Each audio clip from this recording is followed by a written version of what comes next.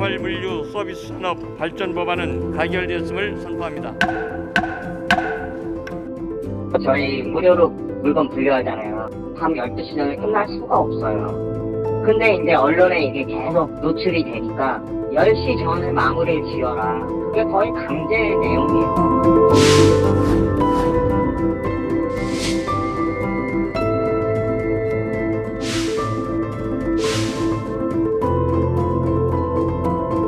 택배 노동자는 지금도 쓰러지고 있습니다. 쓰러져가는 동료를 구하고 택배 노동자가 살기 위한 총파업을 선언합니다.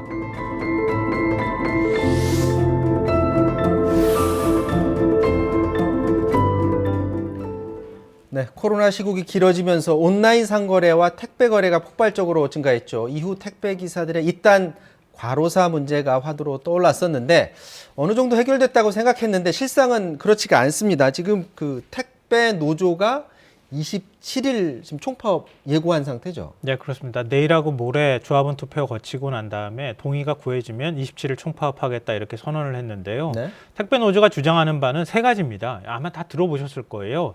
택배 분류 작업에 들어가는 비용, 인력에 대해서는 택배 회사가 전액 책임져 달라 이거고요. 둘째로는 야간 배송을 중단할 수 있도록 하고, 그리고 지연 배송도 허용해 달라. 그리고 세 번째로는 택배 요금을 정상화해달라 이런 내용입니다. 이게 받아들여지지 않을 경우 지금 이제 사회적 합의기구가 가동되기 시작했거든요.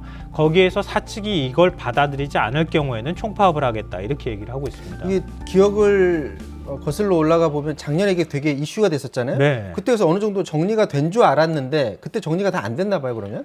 그러니까 그 택배 회사들은 선언을 다 했죠. 그러니까 예를 들면 CJ 대한통운은 분류 작업에 4,000명 투입하겠다. 그리고 한진하고 롯데 택배의 경우에는 1,000명 투입하겠다. 이렇게 대국민 약속이라고 해야 될까요? 그렇게 공언을 했거든요. 근데 실제로 현장에서는 전혀 분류 작업을 하고 인력이 투입되지 않고 있다. 이게 택배 노조의 주장인 겁니다. 그러니까 택배 회사 쪽에서는 시간이 필요하다. 택배 대리점마다 전부 분류 인력을 차례대로 배치를 하기 위해서는 상당한 시간이 소요되기 때문에 지금 그 과정에 있는 것이다 이렇게 얘기를 하고 있고, 택배 노조에서는 아니 지금 현실적으로 하나도 바뀐 게 없다 이렇게 지금 얘기를 하고 있는 것이죠. 자, 지금 현장에선 택배 노동자들 이에 대해서 분통을 터뜨리고 있는데요. 한번 목소리 직접 들어보도록 하겠습니다. 수천 명 투입한다는 약속이 있었고, 그에 따라서 택배 인력을 분리 작업에 인력이 투입됐어야 되는데 현실적으로 투입된 경우는 보지를 못했고, 이거에 대해서 구인 광고라든지 어떤 방책을 만들어 놓은 경우는 찾아보기 힘들었습니다.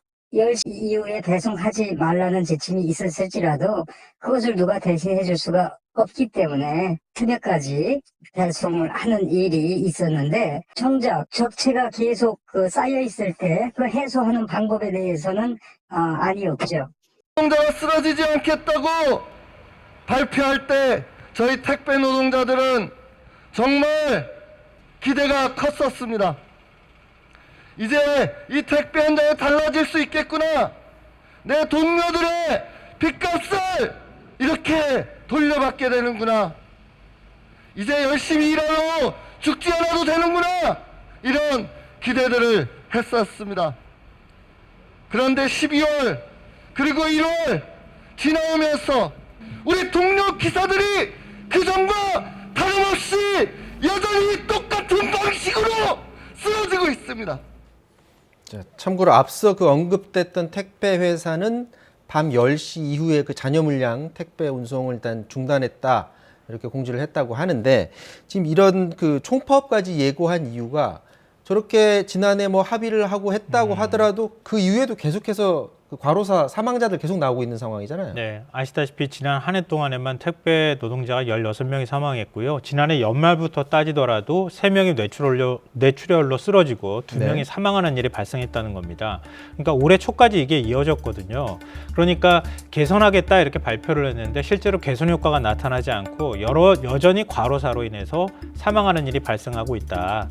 그러니까 기업들이 지금 뭐 국민들한테 호언만 하고 있는 것이지 그 실제로 실천에 옮기지 않고 있다는 거 하는 것이고, 정치권도 나선다고는 얘기하고 있지만 현실은 달라지지 않았다. 이게 택배 노동자들의 주장인 겁니다. 이런 택배 노동자들 보호하기 위해서 뭐 국회도 이제 활동을 하고 있고, 올해 초에 택배법으로 불리는 생활물류법 이게 이제 본회의 통과됐다고 했는데 이거 통과됐다고 해서 문제가 해결이 안 되나 보죠? 이게 법안이요. 방금 전에 말씀하셨던 것처럼 생활물류서비스발전법의 핵심이 택배 노동자, 택배업을 어떻게 분류하느냐 이런 부분이었거든요. 네. 그러니까 택배 기사들의 업무를 분류하는 방법에 관한 문제였는데 당초 안에는 택배 운전 종사자 그리고 택배 분류 종사자를 두 개를 분리해 놨어요. 그러니까 지금까지 문제가 되었던 가장 큰 문제가 된 게 분류 작업이잖아요. 근데 택배 운전 종사자하고 분류 작업 종사자를 별도로 분리했기 때문에 분류 작업을 택배 기사들이 담당하지 않아도 되는 거였었던 건데요. 그러니까 지금 택배 회사들의 반발이나 이런 것들을 반발에 부딪히니까 국회에서 이걸 하나로 묶어버렸습니다. 묶어서 어떻게 했냐면은 화물의 집합, 배송 등 업무에 종사하는 사람 이렇게 만들었다는 거예요. 그러니까 기존의 택배 기사들이 분류 작업이라고 하는 게 여기에 명문화되어 있는 내용도 들어가 있지 않을 뿐더러 뭐뭐 등 이렇게 만들어 놓고 나니까 모든 업무를 다 하는 사람으로 돼버렸다는 거죠. 그러니까 택배 분류 업무까지 자연스럽게 택배 기사들이 떠안는 형태대로 지금 돼버린 것이다. 물론 이건 해석에 등이 있기 때문에 해석의 여지는 남아있긴 하지만 여전히 택배 기사들 입장에서는 택배 기사 업무에 분류 작업이 포함된 것으로 인식될 수밖에 없는 상황이다라는 거죠. 생각해보니까 그때 당시 이 법 만들어질 때 앞으로 이런 문제가 발생할 수도 있다 이런 얘기도 있었던 것 같은데 네. 그럼 자 어쨌거나 이제 해결을 해야 되잖아요. 이게 그냥 합의를 통해서 계속 가야 되는 건지 아니면 법 만들자마자 또 바로 또 법 개정해야 되는 건지 어떻게 해결이 될 것 같습니까? 근데 처음에 이제 그 노동자 입장과 회사 쪽 입장을 같이 절충한다고 해서 방금 전에 말씀드렸던 것처럼 그렇게 법안을 만들어 놨는데 또 이거 법 바꾸려면은 또 사회적 갈등이 일어나는 거 아닙니까? 그러니까 지금 사회적 합의 기구, 노사정이 참여하는 기구가 운영되고 있잖아요. 그러니까 그 기구에서 당초 이 수수료 문제에 관한 사회적 합의를 이끌어낸다고 하는 게 주 목적이었는데 그뿐만 아니라 지금 법안에서 이 미비점이라고 할 만한 부분들 그러니까 분류 작업에 관한 것, 실제로 또 택배 회사들이 분류 작업에 투입하는 인원, 비용에 관한 문제 이런 것들까지 같이 합의를 도출했으면 좋겠다. 그런 방식으로 가는 게 가장 적절한 거 아닌가 싶습니다. 자 이런 와중에 지난주에 택배 쿠팡 물류센터에서 노동자가 이 혹한의 날씨에 숨진 그런 소식이 전해졌거든요. 근데 이게 택배 직원이 아닌 거죠, 이분은. 그러니까 물류 일을 하는 직원인 거죠? 네, 맞습니다. 이게 쿠팡 동탄 물류센터에서 벌어진 일인데요. 화장실에서 50대 여성이 숨진 채 발견이 됐는데 이 여성은 포장 지원 업무를 하던 분이었습니다. 그러니까 아르바이트 직원이었어요. 쉽게 말씀드리면. 근데 전날 오후 6시부터 새벽 4시까지 근무를 했다고 하는데 화장실에서 숨진 채 발견이 됐습니다. 근데 이게 직원들은 이 물류센터 안에 난방이 안 되기 때문에 핫팩 하나에 의지해서 추위에 벌벌 떨면서 일하고 있었던 것이다. 이렇게 얘기를 하고 있어요. 그리고 경찰에서도 또 심근경색으로 사망했다 이렇게 판단을 현재로서는 추정을 하고 있는 상황이거든요. 그러니까 열악한 노동 환경 때문에 사망한 것이다 이렇게 주장을 하고 있습니다. 네, 이해가 안 되는 게 지금 뭐 화면에도 나가는데 물류센터라고 하면 어떤 건물이잖아요. 그럼 건물이면 당연히 안에서 난방을 할 것 같은데 난방을 했는데도 어떻게 추울 수가 있는지도 궁금하고 그러면 밖에 나가서 일한 건지 핫팩은 도대체 왜 주는지 어떻게 해서 저런 일이 발생한 거예요?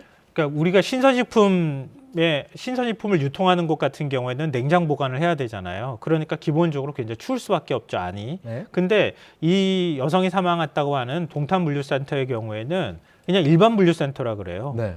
근데도 난방을 안 한다는 거예요. 왜냐하면은 일반적으로 물류센터에서 화재가 많이 발생하잖아요. 소방 안전상 이유로 아예 이런 그 난방 설비 자체를 냉난방 설비를 하지 않는다 그래요. 그러니까 법이 그렇다는 건 아니고 네.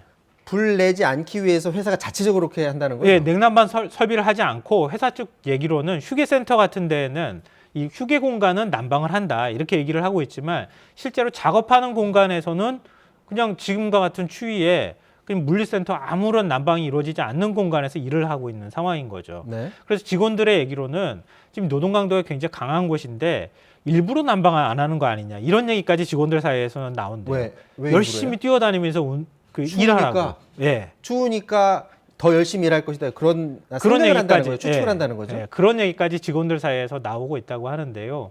물론 뭐 회사 쪽의 고충이나 이런 것들을 모르는 바는 아니지만 기본적으로 산업안전보건법을 보면 노동자들이 건강 장애를 일으키거나 이러는 환경들을 만들지 말도록 돼 있거든요. 그러면 방안 대책이나 이런 것들을 어떻게 철저히 세우느냐 이 부분이 굉장히 중요한데 그 부분에 대해서 핫팩 하나 정도 주는 거나 뭐 이런 정도로 끝내려고 했던 거 아니냐, 좀 더 방안 대책을 철저하게 세웠어야 됐던 거 아니냐, 이런 얘기가 그래서 나옵니다.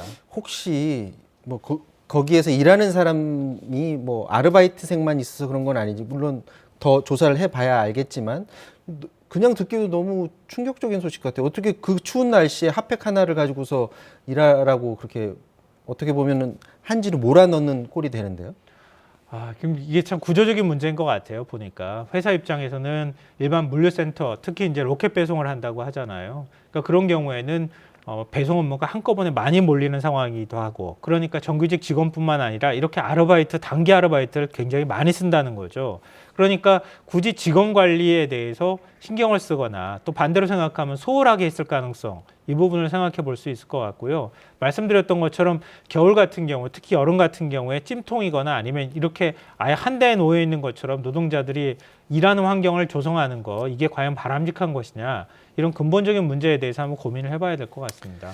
뭐 기업을 운영하는 것도 힘들겠지만 특히 좀 힘든 환경 속에서 일하고 있는 노동자들의 어떤 복지, 이런 부분에 대해서 기업주들이 더 큰 관심을 가져야 되지 않을까, 그런 생각을 해봅니다. 자, 지금까지 김성환 평론가와 말씀 나눴습니다. 말씀 고맙습니다. 네, 사사건건 마치겠습니다. 내일 다시 뵙겠습니다. 고맙습니다.